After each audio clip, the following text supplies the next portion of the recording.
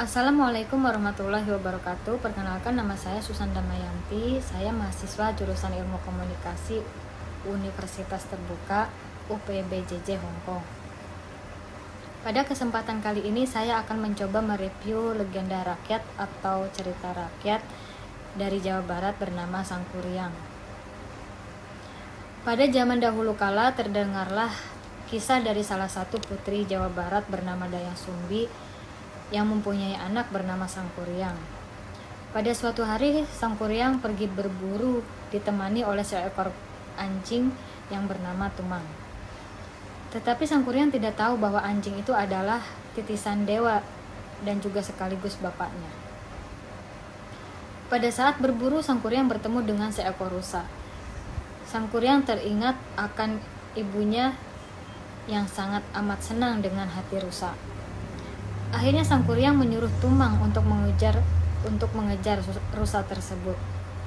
Namun Tumang kehilangan jejak rusa tersebut dan Sangkuriang menjadi marah karena Sangkuriang sangat ingin memberikan hati rusa kepada ibunya. Maka Sangkuriang membunuh Tumang untuk mengambil hatinya dan kemudian ia pulang. Sesampainya Sangkuriang di rumah, ia memberikan hati didapatkannya dari berburu kepada ibunya untuk dimasak. Saat memakannya, Dayang Sumbi teringat pada Tumang dan menanyakannya pada Sangkuriang. Sangkuriang menjawab dengan wajah ketakutan. "Tumang mati." Dayang Sumbi marah dan memukul kepala Sangkuriang dengan sendok nasi dan mengusirnya dari rumah. Setelah kejadian itu, Dayang Sumbi sangat menyesalinya.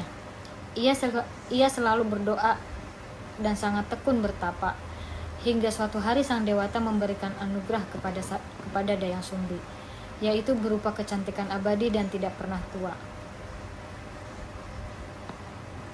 Setelah diusir ibunya, Sangkuriang berkelana ke berbagai tempat. Akhirnya Sangkuriang kembali lagi ke tempat Dayang Sumbi, kemudian kedua orang tersebut pun bertemu kembali.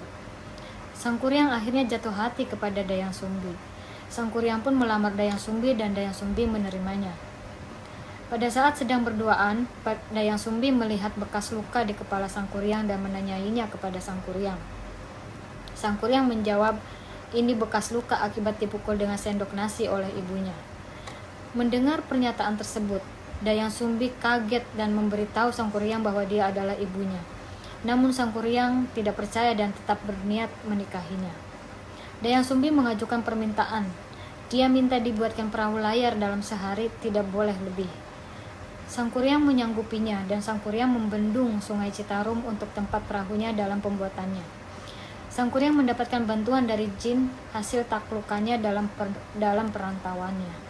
Karena bantuan dari jin, perahu itu pun hampir selesai. Dayang Sumbi memohon kepada dewa. Dayang Sumbi membuat ayam jago berkokok lebih awal. Dan akhirnya berhasil. Jin yang membantu Sangkuriang lari ketakutan dan meninggalkan Sangkuriang sendirian. Karena kesal perahu itu pun ditendangnya oleh Sangkuriang dan terjatuh di atas gunung yang menyatu dengan gunung bernama Gunung Tangkuban Perahu. Sangkuriang akhirnya meninggal karena terjatuh ke dalam Sungai Citarum. Demikian review tentang dongeng legenda Sangkuriang dari saya. Assalamualaikum warahmatullahi wabarakatuh. Assalamualaikum warahmatullahi wabarakatuh. Perkenalkan, nama saya Susan Damayanti. Saya mahasiswa jurusan Ilmu Komunikasi Universitas Terbuka UPBJJ Hong Kong. Pada kesempatan kali ini saya akan mencoba mereview legenda rakyat atau cerita rakyat dari Jawa Barat bernama Sangkuriang. Pada zaman dahulu kala terdengarlah kisah dari salah satu putri Jawa Barat bernama Dayang Sumbi yang mempunyai anak bernama Sangkuriang. Pada suatu hari, Sangkuriang pergi berburu ditemani oleh seekor anjing yang bernama Tumang. Tetapi Sangkuriang tidak tahu bahwa anjing itu adalah titisan dewa dan juga sekaligus bapaknya. Pada saat berburu, Sangkuriang bertemu dengan seekor rusa. Sangkuriang teringat akan ibunya yang sangat amat senang dengan hati rusa. Akhirnya Sangkuriang menyuruh Tumang untuk mengejar rusa tersebut. Namun, Tumang kehilangan jejak rusa tersebut dan Sang Kuryang menjadi marah karena Sang Kuryang sangat ingin memberikan hati rusa kepada ibunya. Maka Sang Kuryang membunuh Tumang untuk mengambil hatinya dan kemudian ia pulang. Sesampainya Sang Kuryang di rumah, ia memberikan hati didapatkannya dari berburu kepada ibunya untuk dimasak. Saat memakannya, Dayang Sumbi teringat pada Tumang dan menanyakannya pada Sang Kuryang. Sang Kuryang menjawab dengan wajah ketakutan, "Tumang mati." Dayang Sumbi marah dan memukul kepala Sang Kuryang dengan sendok nasi dan mengusirnya dari rumah. Setelah kejadian itu, Dayang Sumbi sangat menyesalinya.